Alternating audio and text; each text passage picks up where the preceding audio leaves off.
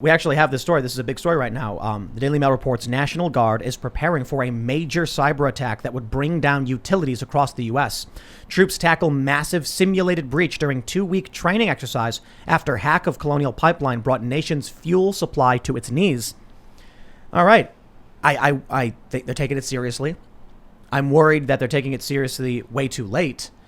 But yeah, was this on the list? Was this on the list of the critical infrastructure that you're not, that our playbook of here's the things that you should attack? Thank you very much. That was one of these stupid. I can't believe that. What was it exactly?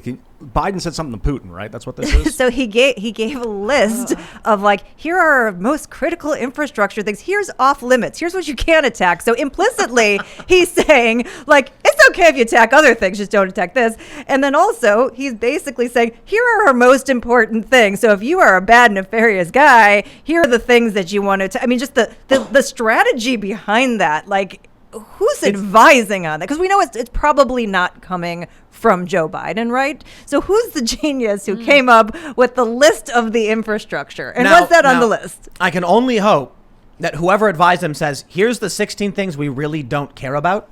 Tell him we care about it so that he goes after that. I see 4D chess. Right, like small businesses. You could totally take out Main Street. We don't care about that. We don't care about that. Yeah. No, but I think the simple solution, one that makes the least amount of assumptions, Joe Biden was like, oh, Russia better not attack the things we actually need. Hey, Putin, I'm warning you. Don't attack these. Don't attack these. You know what I'm saying? And here's the list. It's the playground. It's like the playground bully. It's like, okay, you can beat me up, but don't break my glasses because my mom's going to be mad and she's going to ground me. She'll ground you when you get beat up. I couldn't believe that story. Right? So it's like they're doing war games now. It's like negative 1D chess. Yeah. It really is. It's like you're playing checkers with somebody, Right, but Joe Biden's going like, come on, man, I don't know how to move. I don't even know the rules. And you're like, Joe, it's like you just move diagonally. It's Monopoly. You just buy Boardwalk, put some houses on it. You know, I guess what's crazy about this is Daily Mail has been saying Russia did all of these hacks. Like that's been the media narrative the whole time. So when Colonial Pipeline got hit by these hackers, Daily Mail just kept saying Russian hack on U.S., Russian hack on U.S. And I'm like, none of that's confirmed. Even Biden said we don't know for sure. But there were elements of the media saying it was a Russian attack or Russian attributed or Russian associated. And you know what it feels like? It's like we're back on schedule because before Donald Trump got in office, this was everything that was happening. You know, Russia annexed Crimea. Then the U.S. and NATO and Western allies were getting involved in Ukraine. There was separatist conflict. And then Trump gets in and all of a sudden this fades away. Well, I'll tell you something else that was interesting. All of the things that were involved were things that were sort of progressive agenda items that they wanted to crack down on. So you had a pipeline, which obviously we know that the natural gas issue is out there. We had meat, which was another issue. And then you were using crypto to pay for this. And we know that the U.S. government's really uncomfortable. So the fact that all sort of elements of the story all revolved around things that the government, doesn't really have on their agenda is sort of an interesting thing for me as well. Did you hear that there was there are gas stations out of gas in Colorado this past week or so? So there's an interesting story behind part of the disruption, and that's with the government, deciding winners and losers and sort of interfering in the economy. There are not enough drivers able to drive the tanker trucks. And so it's now taking an extra couple of days to get the gas to the gas stations. And the people who used to be the tanker truck drivers, they went to work for Amazon or they found other jobs or they're staying home or whatnot. You can't just pull a random person off the street and say, go drive a tanker truck, right? That's a specialized thing. So that's part of this supply chain disruption that supposedly nobody expected. We've had a lot of people super chat us saying that's not the case. That, there are people like, I'm a trucker, there's no shortage, this is not true. Now I can't, verify a super chat, but I've gotten emails from people saying they're truckers and it's not the case. The challenge is if the media says it and we all believe it, but then people who are like, hey, I'm a trucker, that's not true. It's like, who do you trust? Do you trust the media? I'm like, that's a tough call. No, I don't. Right. I can't trust any of it. I mean, it's anecdotal at best if someone super chats and they're like, hey, it worked. I saw it, so it's real everywhere. Like I saw it here, so everywhere. Right, exactly. It may be in their particular area or their particular company as well. You mentioned in the previous segment how there's like maybe a tie-in with China's move against crypto and stuff, and we have talked about all of the moves made during the pandemic and its potential relationship to a coming war. So a few things I've said is not to imply a conspiracy. I'm not saying that. I'm saying how fortuitous for the United States based on what happened. So you have decentralization from major cities. If a city gets nuked, well, 500,000 people leave New York, and many of these people are leaders in industry or high-ranking individuals in certain companies, and they're working from home in different areas. So now it's harder to take out our economy because you can't just go after one city. You still can't. You kind of can. And then you look at what's going on with like gas stations having limited fuel. A lot of it feels like there's something happening behind the scenes we don't know about. We don't have a very strong journalistic apparatus in this country to inform us about what's going on. And maybe the picture is just too big at this point for any one organization or individual to see. But I look at all this and I'm wondering if, like, look, our critical infrastructure gets attacked. That's oil pipelines and it's meat production, which was like, I think, a fifth of all meat production. Yeah. Then I saw this story about a gas shortage in Colorado and I'm like, now explain to me how that happens. They're like, oh, it's a trucker shortage. Then I hear from people who are like, bro, I'm a trucker. There's no shortage. Then where's the gas? And who do I trust? Well, the media has not been, faithful, or I should say honest to the American people. I honestly don't know. Now you look at what's happening with, Crimea and in the UK. You look at China and Taiwan sending 28 planes in the Taiwanese defense zone. And I'm like, is it possible that the things we're seeing with like gas not being at gas stations, critical infrastructure being attacked, and just these international conflicts, that we are dangerously close to a real conflict, and both the U.S. as well as Russia, China are shoring up their defenses, stockpiling, preparing, or something like that?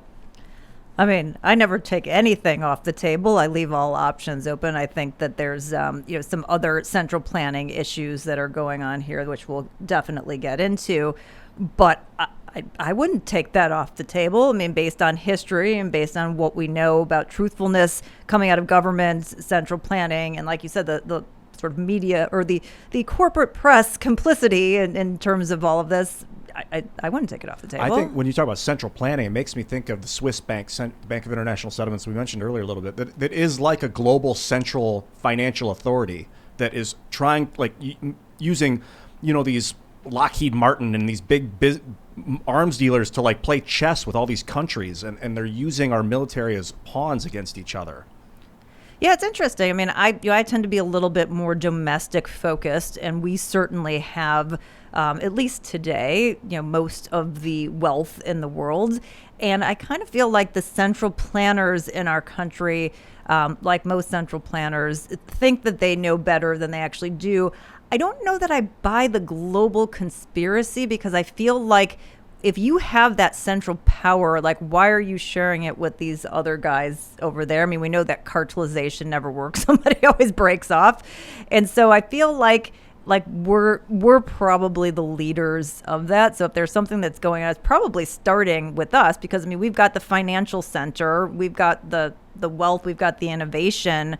So the idea that there's some other puppet master in Switzerland, not to say that they're not doing things in Europe with the ECB and whatnot, but that they're actually controlling the U.S. narrative, unless they're just smarter than our central planners, which is, I mean, anybody could pick 5 people out of the phone book and they're smarter than our central planners.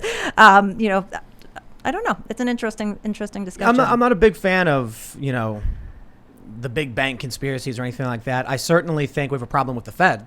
Yeah, we have a big bank conspiracy, with the Federal Reserve here in the United States. You know what's funny is like it is a conspiracy, isn't it? The definition of conspiracy: a group of people committing some amoral, unethical, or criminal act in secret. I mean, that was literally the founding of the Fed. I actually talk about it in the book. The founding of the Fed, that the idea that it was decentralized, this cloak of decentralization, which I sourced back if you want to read like deep dive on this. It's a book called The Case Against the Fed by Dr. Murray Rothbard, who's a now deceased economist, who's great. But like the way that they founded the Fed was completely to have this kind of bait and switch feel on the American public. So, oh no, we're decentralized, we're not part of the government. But when you think about the Fed, so I mean, this is really messed up. So it's owned by its member banks, But if it makes a profit, that goes back to the U.S. Treasury, not to its owners. It gets its mandate from Congress, but Congress doesn't have any ability to know or audit what's actually going on. So is it part of the government? Is it decentralized? The way that it's described, is it sort of a big bank government cartel? Yeah, and they call it federal. Give me control of a nation's currency, and I care not who makes its laws. Rothschild. Yeah, was that Nathaniel? Amschel Rothschild. Amschel. I just saw that quote earlier today, yeah. Bavarian? Was Amschel the Bavarian banker? I mean, he's like the guy that founded the central bank, basically. And then he had 3 kids. I think it was Amschel. He had 3 kids. One went to England, one went to France, and one went somewhere else.